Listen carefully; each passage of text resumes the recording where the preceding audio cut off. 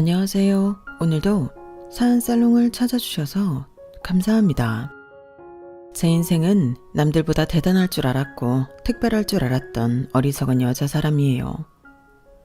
인생은 탄탄대로라는 말이 저를 보고 하는 말인 듯 공부면 공부, 운동이면 운동, 어려서는 못하는 게 없을 정도로 남들 칭찬을 받으며 살았죠. 누가 봐도 잘 나가는 여자였네요.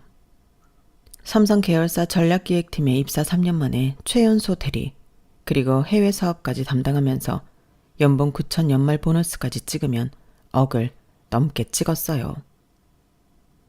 너처럼 사는 게 제일 무섭다 진짜. 뭐가 무서워. 너는 진짜 언제 쉬냐? 나는 쉬는 날 누워서 TV 보면 하루가 끝인데 너는 맨날 뭐 하나하나 더 듣고 더 배우고 있어. 그러게. 유정이 인생은 진짜 교과서보다 알차다니까? 난 너처럼만 살면 인생 안 불안하겠어. 그런 말을 들을 때마다 정말 뿌듯했어요. 요즘 말로 갓생이라고 하죠. 어디 가서 기죽을 이유도 없었고 일도 사랑도 전부 내 손으로 줄 자신이 있었거든요. 난 대기업 끝까지 가면 임원까지 간다. 여기서 내 이름으로 남을 수 없어. 무슨 소리야?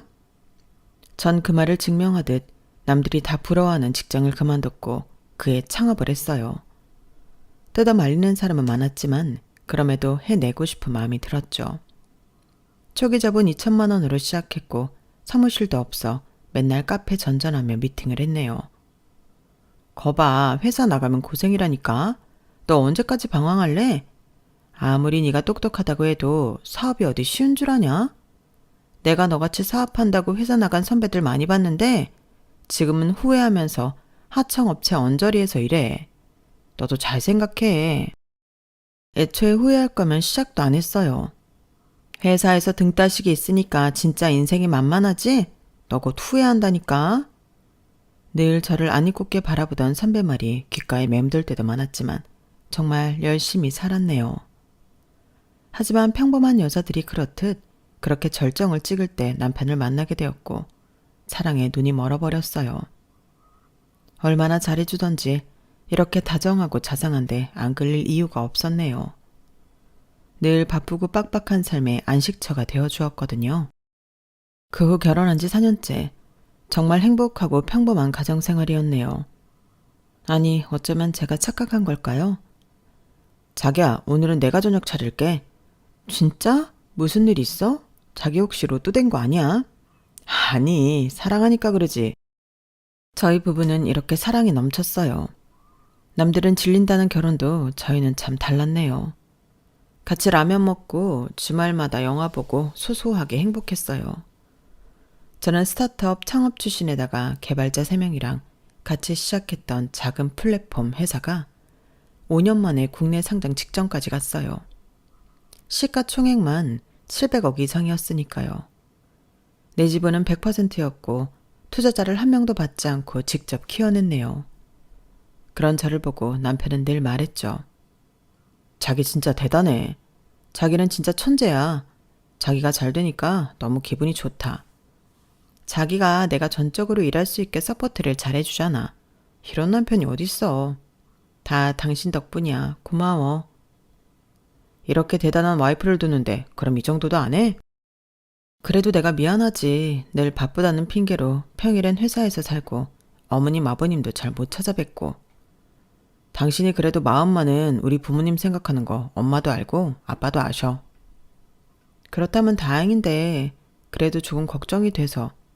아무리 며느리가 바쁘다지만 매일같이 일에 치여 사는데 누가 좋아하겠어. 이런 거 저런 거 생각하면 죄송스러워. 당신은 그런 걱정 전혀 안 해도 된다니까. 엄마 아빠는 오히려 좋아해. 참 다행스럽게도 이렇게 일에 치여 사는 며느리를 이해해주는 시부모님이었어요. 남들은 결혼하고 아이 낳으면 경력 단절에 커리어가 끊긴다고 두려워했지만 든든한 남편의 그리고 시부모님 덕분에 제 커리어는 끊길 새가 없었어요. 물론 결혼 전부터 운영하던 사업체였기에 결혼 전 약속을 받아낸 것도 있었지만요.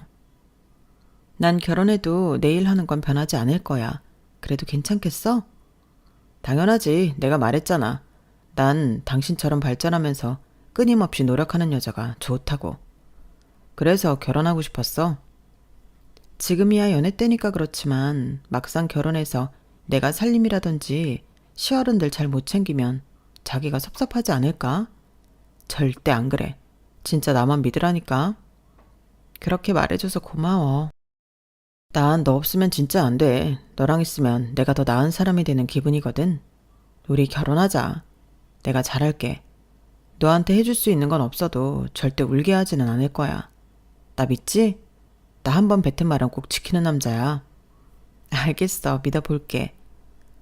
남한테 민폐가 되고 싶지 않아 결혼을 고심하던 저에게 남편은 철석같이 약속을 해주었어요. 결혼해도 일은 열심히 하게 내가 서포트 해줄게. 정말이야. 그러니까 너는 결혼하고도 마음껏 일해도 돼. 이 말에 결혼을 결심했고 일사천리로 결혼이 진행되었죠.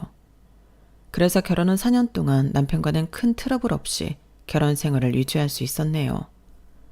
그 배경에는 남편이 결혼 후 6개월쯤 지나자 슬슬 퇴사 이야기를 꺼내더라고요. 자기야, 나 요즘 너무 지친다. 상사 스트레스에 부하 직원 눈치에 내가 진짜 뭐 때문에 회사 다니는지 모르겠어. 꼴랑 쥐꼬리만한 월급 받으면서 말이야. 자기 많이 힘들어? 근데 직장 생활이라는 게 원래 다 그렇지 뭐. 나도 말이 좋아 대표지 눈치 많이 봐. 회사 다니는 것보다 나도 내 창업이라는 걸 해볼 거 하는데 어때? 자기도 창업을 하고 싶었어? 원래 모든 직장인이라면 창업이 꿈이지. 내 회사 차리고 싶은 사람이 많잖아. 자기가 그런 생각 가지고 있는 줄은 꿈에도 몰랐네. 뭐든 해봐. 난 응원할게. 역시 자기는 날 믿어줄 줄 알았다니까. 와이프가 남편을 믿어야지. 당연한 얘기야. 난 당신이 뭐든 잘할 거라고 믿어. 그러니까 기죽지 말고 뭐든 해봐. 솔직히 제가 돈을 잘 벌어서 크게 걱정은 안 했어요. 가볍게 1, 2년은 쉬어도 괜찮다고 생각을 했거든요. 근데 그 1, 2년이 3년이 되고 결국 지금까지 일을 안 하고 있지만요. 그래도 괜찮았어요. 저를 너무 위해주는 사람이 옆에 있는 것만으로도 돈을 떠나서 행복했거든요. 하지만 시간이 지나면서 남편 또한 조금씩 변해갔고 시어머니 또한 변해갔어요. 무조건적인 응원이 아니라 저에게 바라는 것이 있는 느낌이 서서히 들기 시작했거든요. 제가 버는 돈을 남편과 시댁은 좋아했지만 본인들 것이냥 행동했고 머리로는 이건 아니다 싶었지만 혹시라도 불화가 생길까 참았던 적도 많았어요. 어쩌면 애써 행복한 삶이라고 생각하며 살았을 수도 있겠네요. 일로서는 완벽하지만 가정에서는 허점이 많은 저였기에 그저 시어머니와 남편이 하는 얘기에 맞추려고 했던 적도 많았거든요. 그게 제 인생에 허점이 되지 않을 것 같은 생각이 들었기 때문에 그래 왔었죠. 하지만 그건 저의 잘못된 생각이란 걸 뼈저리게 깨닫게 되었어요. 우리 며느리 몇 번 새 얼굴이 헬쓱해졌네? 자꾸 살이 빠지니 일이 힘들구나? 네, 살이 좀 많이 빠지네요. 그래도 잘 먹고는 있어요. 그래, 잘 먹어야지. 그래야 버틴다. 어머님이 김치도 해다 주시고 밑반찬도 많이 해다 주셔서 잘 먹어요. 감사해요. 감사하긴. 우리 아들이 대표 남편이라니까 어깨가 아주 으쓱해. 노인정에서도 우리 집 폭 터졌다고 얼마나 그러는지 몰라. 작은 가게도 아니고 자그마치 며느리가 회사 대표인데. 내 어깨가 안 으쓱하겠어? 어머님이 좋아하시니 저도 좋네요. 근데 뭐 상장 직전이라고 하던데 혹시 상장하면 우리 집에 뭐 좀 돌아오는 거 있니? 그래도 네가 이렇게 잘 된 게 우리 아들 덕도 있잖니. 솔직히 여자가 잘 나가서 그렇게 일만 하는데 남편이 묵묵하게 응원해 주는 것만으로도 큰 힘이 되는 거 아니야? 나는 우리 아들도 대단하다고 생각한다. 그럼요. 준기 씨가 진짜 큰 역할이죠. 옆에서 든든하게 응원해 주는 게 얼마나 힘이 되는데요.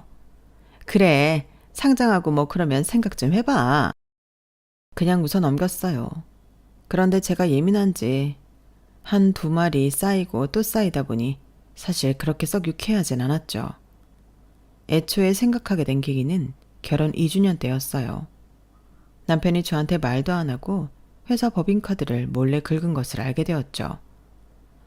당신 이거 횡령이야. 어떻게 나한테 말도 안 하고 나가서 카드를 긁어? 하도 친구들이 밥 한 번 사라고 하니까 내가 어쩔 수가 없었어. 알잖아. 맨날 나보고 부럽다고 좋겠다고 하는데 가만히 있을 수 있어야지. 그럼 나한테 얘기를 했어야지. 내가 혼자 회사 일을 하는 것도 아니고 어쩜 이래. 당신한테 정말 실망이다. 미안해. 처음이자 마지막이야. 나도 뭐에 홀렸었나 봐. 그러니까 그냥 가볍게 생각해주면 안 될까? 사실 많이 긁은 것도 아닌데. 그래도 그렇지. 당신이 이럴 줄 몰랐어. 다신 안 그럴게. 내가 진짜 미친놈이야. 그때 처음으로 남편에게 실망한 계기가 되었네요. 그리고 매일 며느리가 최고라던 시어머니도 시간이 갈수록 더가 지나치게 행동하시더라고요. 아니, 거기 대표가 우리 며느리라니까. 내가 며느리한테 대놓고 얘기하기는 좀 그러니까 대표한테 잘 얘기해서 우리 아들 이사 자리에 넣어줘요. 그 정도 건의는 회의 시간에 할 수 있잖아.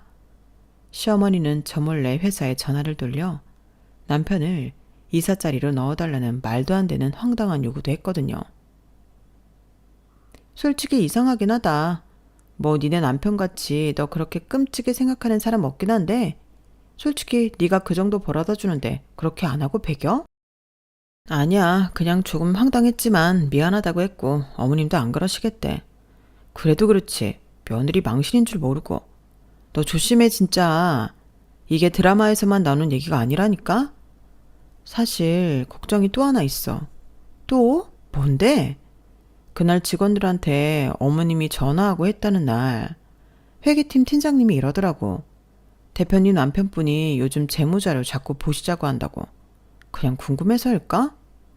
뭐 내가 섣불리 뭐라고 말할 수는 없지만 그래도 돌다리도 두드려 봐야지. 친구는 저에게 충고를 해줬어요.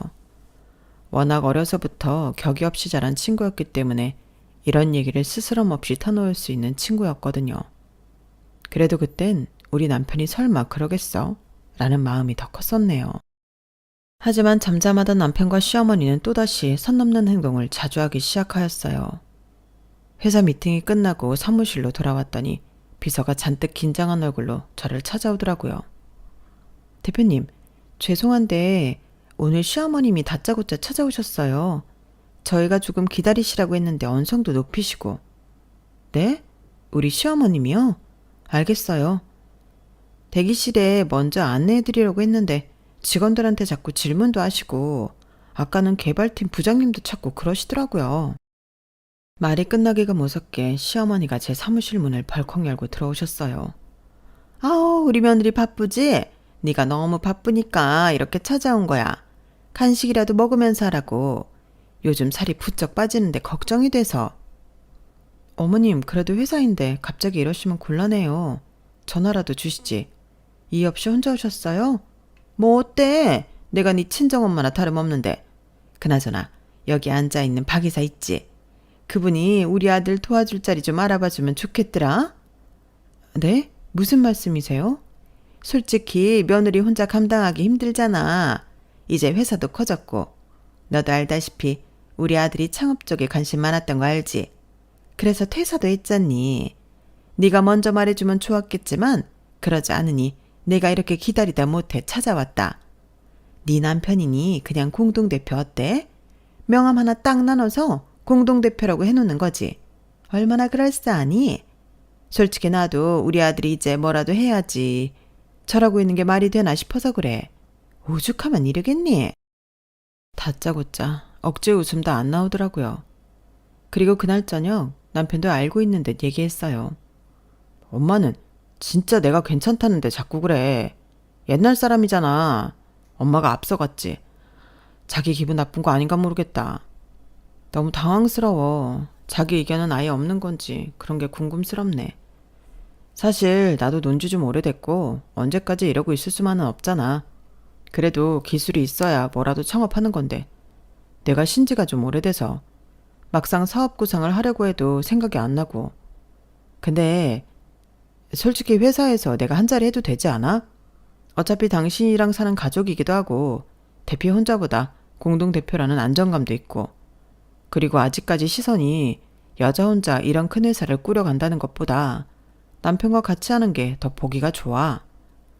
그리고 그 말을 끝으로 갑자기 회사 내부 자료가 필요하다는 둥, 이사회에 가겠다는 둥 당황스러운 말들을 많이 하더라고요. 당신이 이사 가는데 거길 왜 가? 당신 남편인데 사람들한테 얼굴도 계속 익혀야지. 다들 사장 부근이면 관심도 있고. 그런 거 아니겠어? 약을 먹은 줄 알았어요. 그리고 그날은 제가 말려서 가진 않았지만 아마 말리지 않았다면 회사까지 따라와 이래라 저래라 했을 게 뻔했죠. 날이 가면 갈수록 오버가 심해지는 남편에게 당황스러움이 반복되었어요. 그때 확실히 느꼈던 것 같아요. 맹목적으로 나를 응원만 해주지 않았구나. 남편이 나랑 결혼을 한 이유 중 하나도 내 자산도 어느 정도 한몫했을 거라고 생각이 들더라고요. 엎친 데 덮친 격으로 이런 일이 반복되니 컨디션도 너무 안 좋고 몸이 안 좋더라고요. 대표님, 괜찮으세요? 괜찮아. 빈속이라 그런가 봐요. 요즘 안색이 많이 안 좋으세요. 병원 한번 가보셔야 할 것 같은데 제가 예약해드릴게요. 그래 줄래요? 고마워요. 바쁜 시기에 꼭 몸이 이러네. 별일 아닐 거예요. 어지러워서 현기증에 주저앉아버린 날들도 많았네요. 처음으로 몸이 이상하다는 신호를 느껴 병원에서 검진을 하게 되었어요. 자기 몸 안 좋으면 안 되는데 어쩌냐? 요새 우리 때문에 좀 스트레스 받았나? 아니야, 그냥 일도 그렇고 신경 쓰는 게 한두 가지가 아니잖아. 하긴 그건 그래. 당신이 너무 바쁘긴 하지. 내가 이러니까 자꾸 공동대표 얘기를 하는 거야. 몸이 벌써 탈나잖아. 당신 나 못 믿어? 그래도 운동은 열심히 해서 당신보다 체력이 훨씬 좋다고. 그 얘긴 나중에 하자. 솔직히 회사 일 아무것도 모르면서 어떻게 당신을 공동대표로 앉히겠어. 그냥 천천히 조금 나중에 생각해보자. 난 당신 아픈 거 싫어. 다 회사 일 때문에 이러는 것 같아서 속상하단 말이야. 괜찮아. 쉬면 나아질 거야. 이 기회에 솔직히 내려놔도 되지 않아? 내가 일이야 배우면 되는 거고 자기 그동안 열심히 살았으니까 쉬어도 되잖아. 나라도 어떻게든 잘 이어갈 수 있지 않을까? 뭐라고? 아니, 그게 아니라 자기가 편해야 나도 편하다는 거지. 그 자리 유지하려고 버티지 말고 내가 계속 어떻게든 해볼 테니까 잘 생각해봐. 자기 이렇게 아프니까 정말 속상해서 그래. 나 자기 없으면 안 되는 거 알지? 그러니까 조그만 일 욕심 줄여. 난 아파도 회사에서 쓰러질 거야. 걱정하지 마. 남편은 제 몸이 아픈 것이 회사 일이 많아서 그런 거라며 참 많은 걱정을 하더라고요. 그렇게 검진을 받고 그날은 집에서 쉬고 있었는데 생전 안 하던 노트북을 남편이 만지고 있더라고요. 자기야, 뭐해? 그냥 보험 약관 좀 확인하는 중. 갑자기 웬 약관을 확인해? 자기가 아프니까 뭐라도 준비해야지. 솔직히 보험비 매일 빠져나가는데 이런 거 받으려고 보험 내는 거잖아. 그건 그렇지. 하지만 이상하게 화면에는 생명보험 설계서가 여러 개 띄어져 있었고 일부는 상속자, 배우자로 이미 체크되어 있더라고요. 당연한 것이었지만 뭔지 모를 섭섭함과 두려움이 밀려왔어요. 근데 이게 뭐야? 그거 컨설턴트가 보내준 거야. 설계만 그냥 해본 거야. 아직 가입을 안 했어. 하지만 며칠 뒤 우편물이 날라왔고 그것은 내 명의로 된 보험 가입 확인서였어요. 가입자는 나, 그리고 수익자는 남편, 그리고 가입일은 그날이더라고요. 왠지 모를 섭섭함이 있었지만 내심 아무렇지 않은 척했고 아무 일도 일어나지 않을 거라는 생각을 하며 일을 해나갔어요. 컨디션도 슬슬 올라오는 것 같길래 잡생각을 하지 않고 회사 일에 더 매진해야겠다고 생각이 들었거든요. 하지만 그날 회사가 끝이 나고 집에 와 우연히 남편 핸드폰이 제 손에 들리면서 판도라의 상자를 열게 되었네요. 남편 카카오톡에는 저 없는 시댁 가족방이 있었고 그곳에는 형님 그리고 어머님 남편이 있었어요. 이름은 준기 인생 역전 프로젝트였네요. 이참에 회사 이름도 바꾸면 어때? 준기홀딩스 이런 식으로? 그래, 딱 네 거다. 우리 아들이 그런 큰일 하면 딱이지. 솔직히 여자가 그런 일을 어떻게 하니? 준기가 대표되는 거는 시간 문제야. 그리고 내가 잘 알아듣게 잘 얘기했으니까 걔도 어느 정도 생각이 있을 거야. 지가 공동대표 안 해주고 배겨? 그래, 옳게 몸도 안 좋은데 이참에 지분도 넘기라 그래. 준기야, 네가 살살 구슬려봐. 은근 옳게 단순하더라니까. 은근 요정이 치밀해. 근데 내 말은 또 잘 들으니까 천천히 구슬려 봐야지. 몸도 안 좋고 하니까 아마 들어줄 거야. 요즘 자주 체한 것 같다고 하고 어지럽다고 하는 날이 잦아져서 이참에 집에 눌러 앉게 해도 좋을 듯. 역시 준기야. 네가 복은 있나 보다. 걔가 다 키워놓은 회사 네가 꿀꺽하는 건 시간 문제잖아. 내가 얼마나 떠받들고 살았는데 걔 나한테 이 정도는 해줘야 돼. 본인이 나 아니면 어떻게 이런 공주 대접을 받으면서 살고 있겠어. 나 같은 남자 없을 듯. 그래 맞아. 우리 준기가 최고지. 걔는 복 받은 거야. 회사도 우리 준기가 얼마나 더 잘 운영해 줄 거니? 그러니까 잘 구슬려서 회사 꼭 네 걸로 만들어. 엄마는 일만 이렇게 된다면 진짜 두 발 뻗고 자겠다. 그동안 우리 아들이 얼마나 힘들었겠어. 사업하는 기세 마누라 등살 잘 버텼어. 조만간 네 회사 되는 건 시간 문제일 거야. 남편이 씻는 동안 전 그 단톡방을 캡처했어요. 손발이 떨리고 눈물이 앞을 가렸죠. 그래도 가족이라고 애써 아닐 거라고 외면했던 일들을 제가 한순간에 다 때려 맞는 것 같아 참 서글픈 마음이 들었어요. 그리고 일단 아무렇지 않은 척 하려고 했네요. 내 뒤에서 저런 생각을 가지고 살고 있다고 생각하니 소름이 돋고 손발이 저려왔지만 그럼에도 포커페이스를 해야겠다는 생각뿐이었어요. 머릿속에서 이혼을 해야 하나 아니면 한번 봐줘야 하나 툭 터놓고 이야기를 한번 해봐야 하나 별별 생각이 다 들었지만 사실 다시 예전으로 돌아가기는 무리라는 판단이 들더라고요. 인생에서 가장 힘든 적을 꼽으라면 지금이겠다 싶을 정도로 심적 고통이 어마무시하였죠. 열심히 산 쟤밖에 없는데 왜 나한테는 이런 일이 일어났나 싶은 게 정말 복도 없다는 생각을 처음 하게 되었네요. 하지만 뭐든 엎친 데 덮친 격으로 온다고 하죠. 그 다음날 울고 있는 저에게 검진 결과가 나왔고 믿을 수 없는 말을 들었네요. 말기암입니다. 간 전이도 확인됐고요. 시간이 그렇게 많지 않으실 수 있습니다. 네? 저 건강한데요. 요새 그냥 어지러웠던 거 말고는 딱히 없었는데 암이라뇨. 제가요? 저 나이가 어린데? 원래 어른분들에게 더 전이나 이런 것들이 빨라요. 그 순간 정말 드라마처럼 모든 소리가 뚝 끊겼어요. 내가 진짜 말기라고? 싶은 생각이 들었거든요.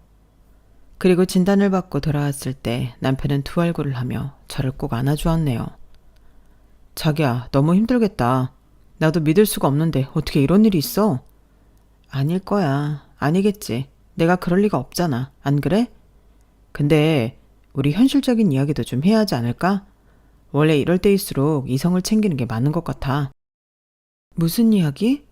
의사가 준비를 하라고 하기도 했고 나도 믿겨지지 않지만 혹시 모르니까 사람 일이라는 게 자기 지분이 100%인 회사니까 미리 유언장 써두면 좋잖아. 공동명의로 엄마가 말한 것처럼 바꿔놓고 경영권 위임도 하고 그런 거. 당신은 지금 이 상황에 그런 얘기를 하고 싶어? 나 이렇게 속상한 건 보이지도 않지? 그게 아니라 내가 제일 속상해. 당신 아프면 나보고 어떻게 살라고. 그래도 이런 거 챙길 수 있고 지금 이성을 차려야 할 사람은 나잖아. 내가 자기 보호자니까. 이런 내 마음 몰라서 그래?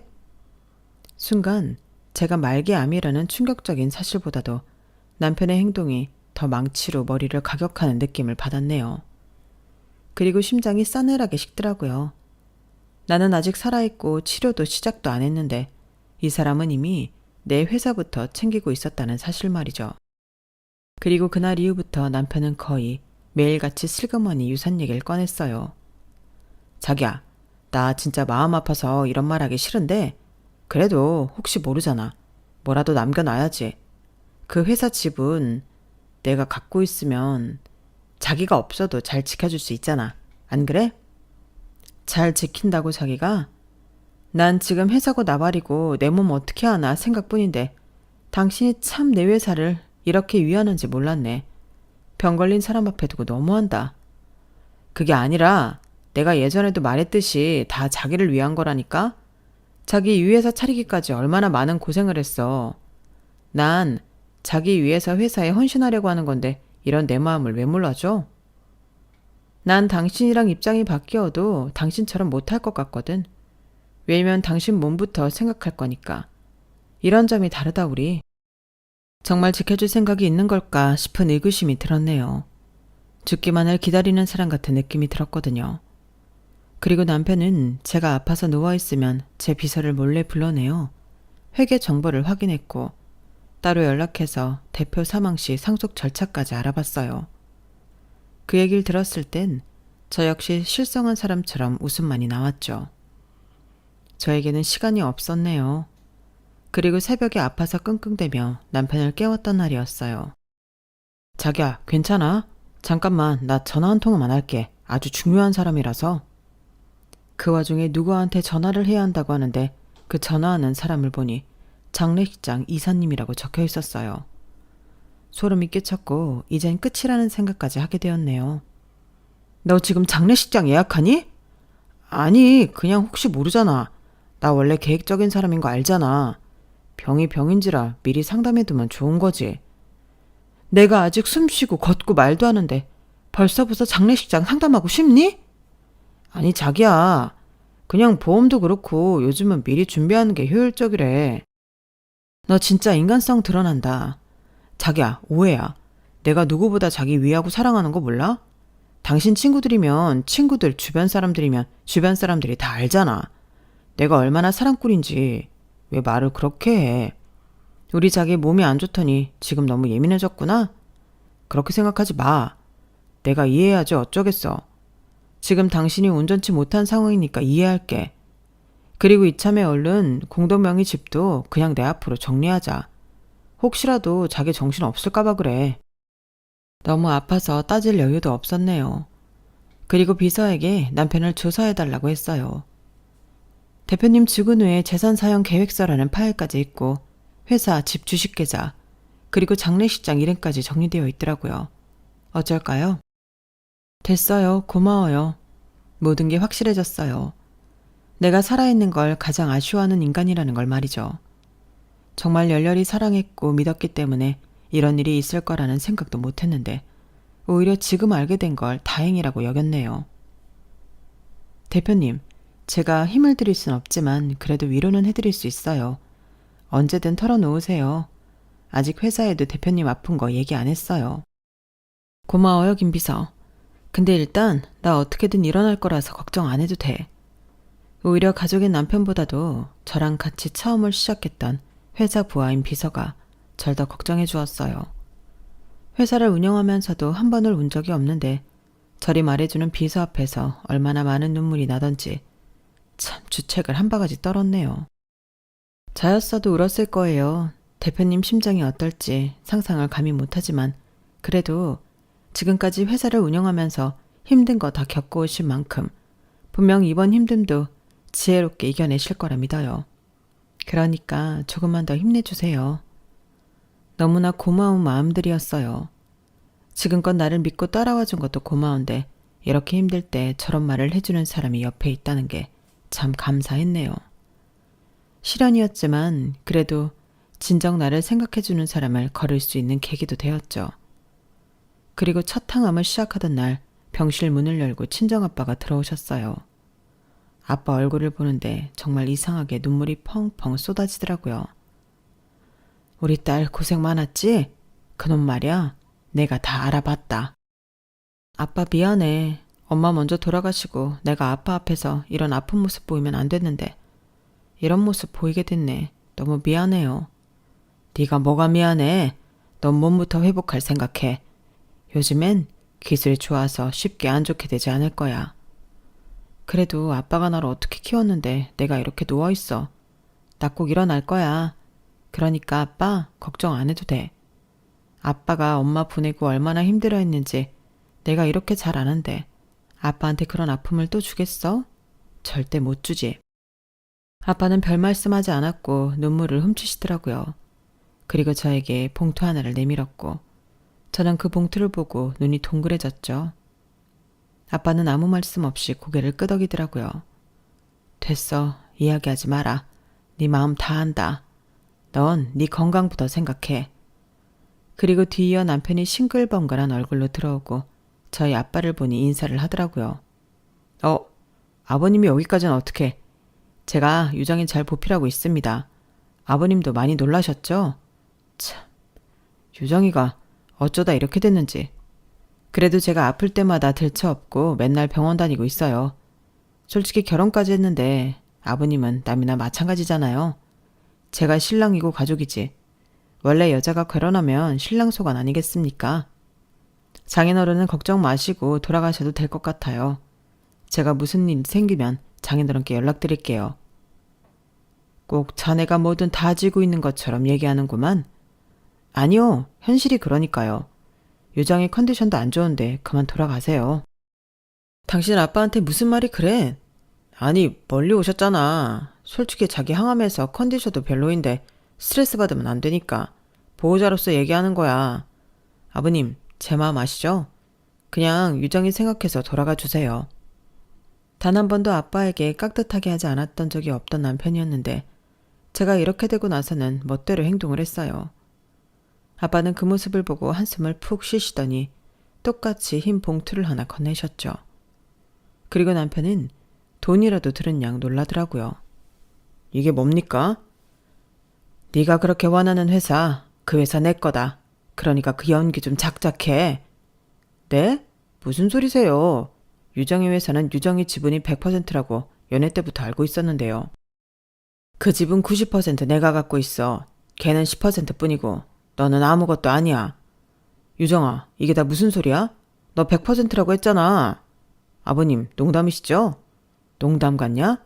그리고 너 지분 넘겨받으려고 문서 들이민 거 법무법인에서 다 넘겨받았어. 남편은 그제서야 얼굴이 하얗게 질리더라고요.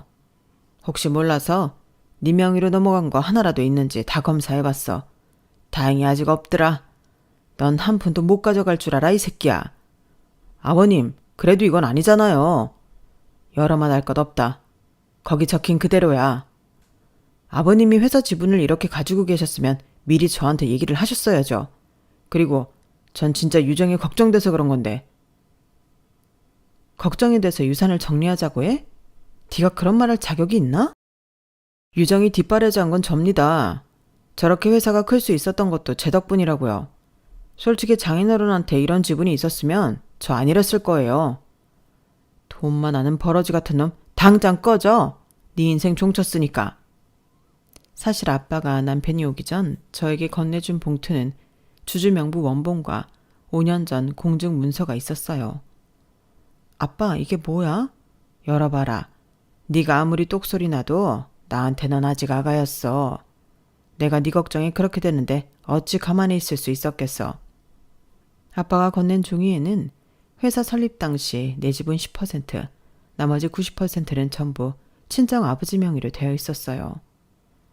이걸 어떻게...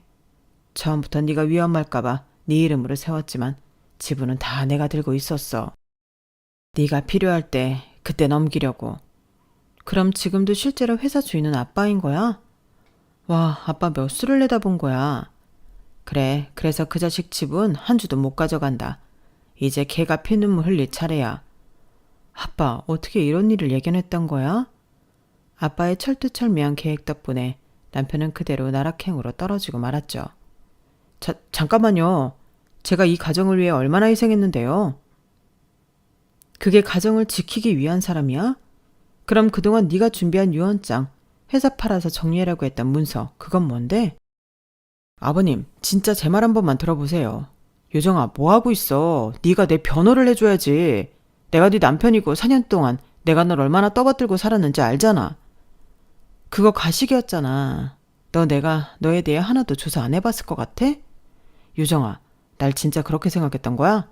나는 진짜 혹시 그때 정신 없을까봐 그랬던 거라니까? 그럼 이건 어떻게 증명할래? 네 엄마, 네 누나, 그리고 너랑 나눈 카톡 대화들, 이거 뭐냐고. 그동안 나 바보인 줄 알았지. 남편은 제가 보여준 카톡 캡처본을 보고 그대로 쓰러지고 말았어요. 그리고 그 소리를 들은 시어머니가 병원으로 찾아왔더라고요. 그래 뭐 우리 춘기가 조금 실수했다고 쳐.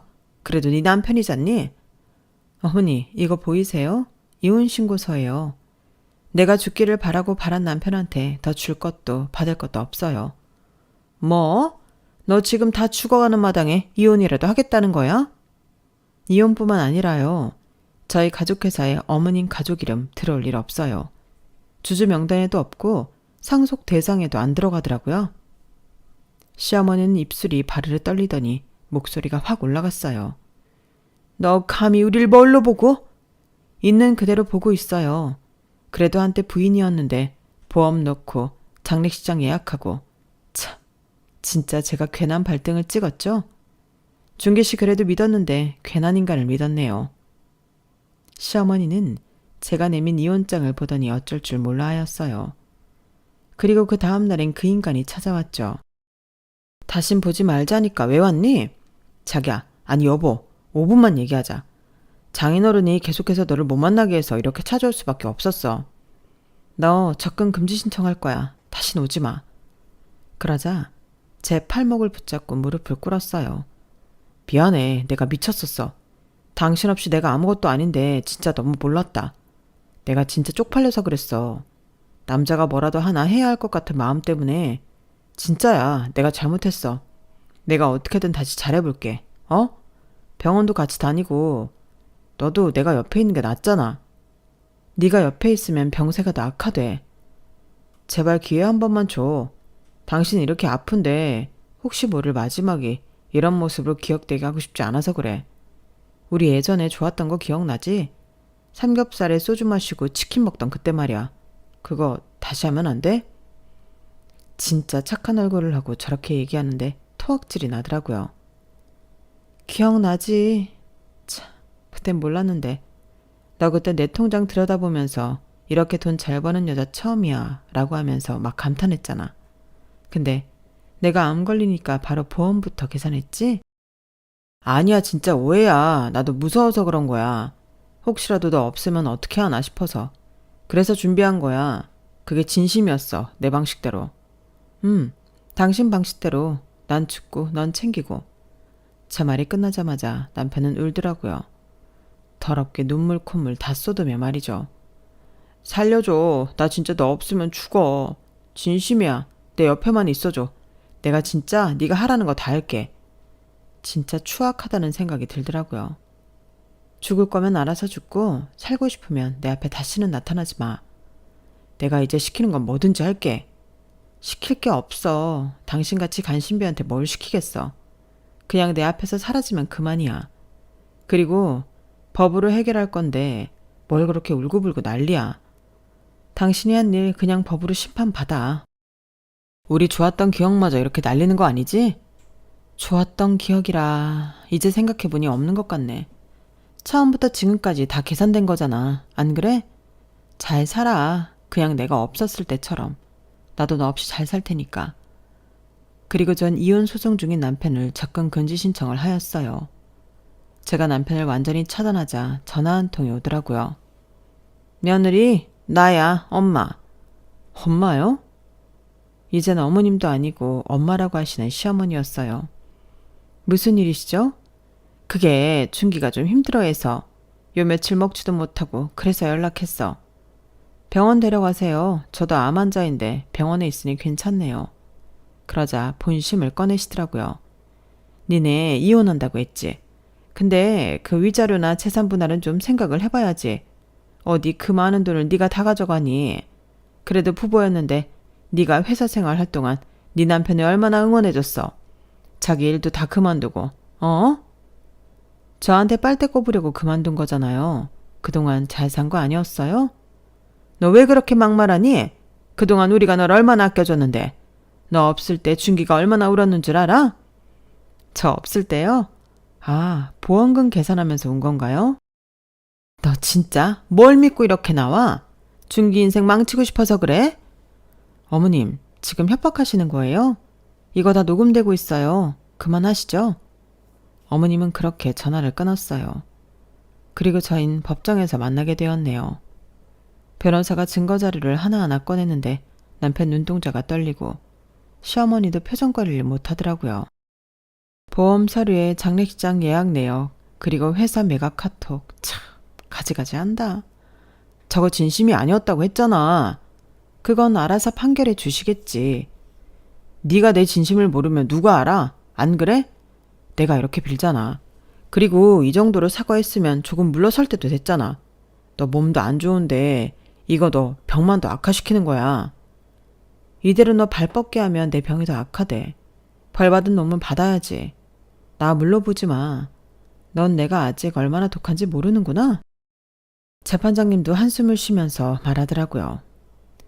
이건 단순한 부부 갈등의 수준을 넘어섰습니다.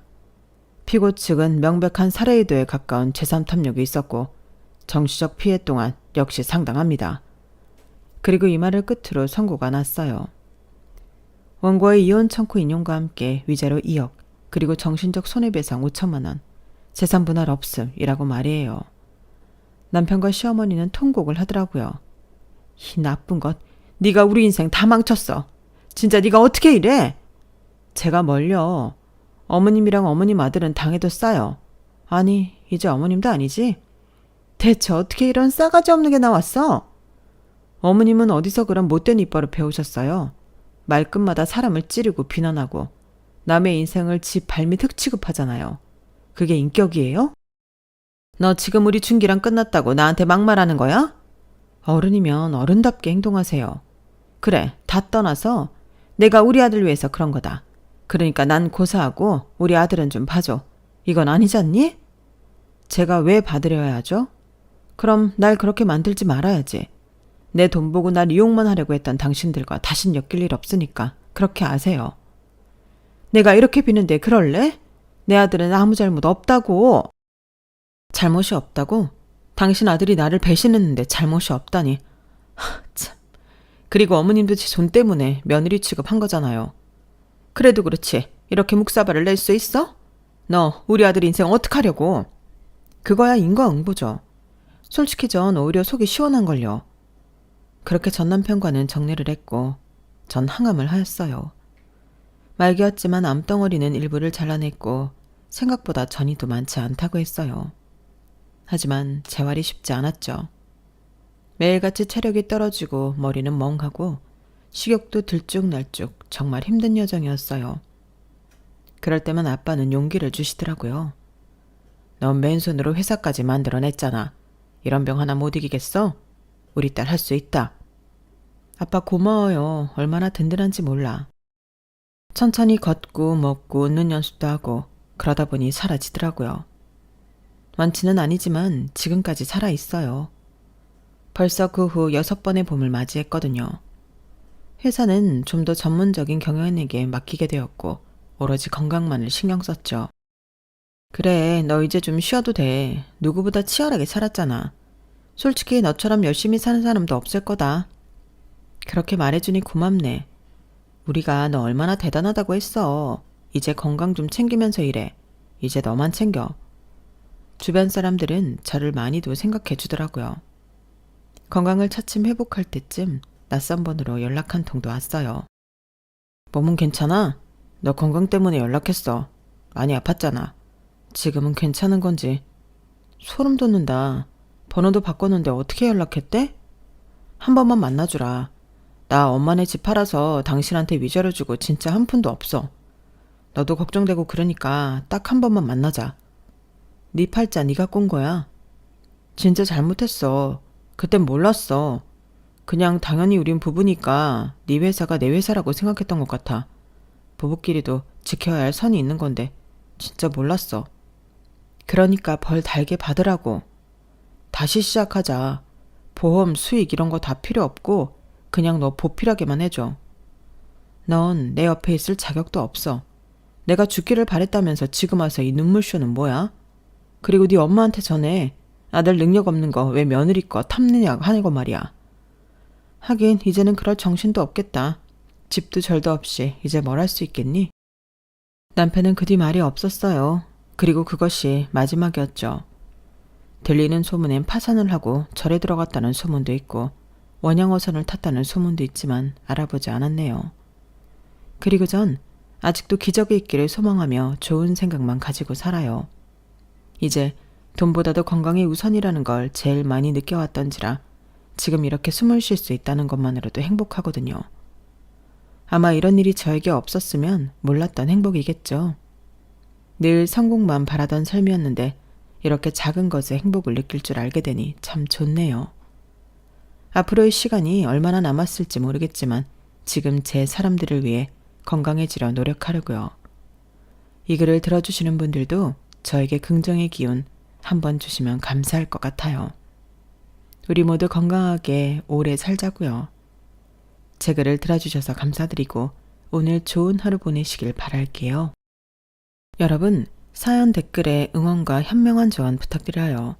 좋아요와 구독은 저에게 큰 힘이 됩니다. 오늘도 좋은 일 가득하세요.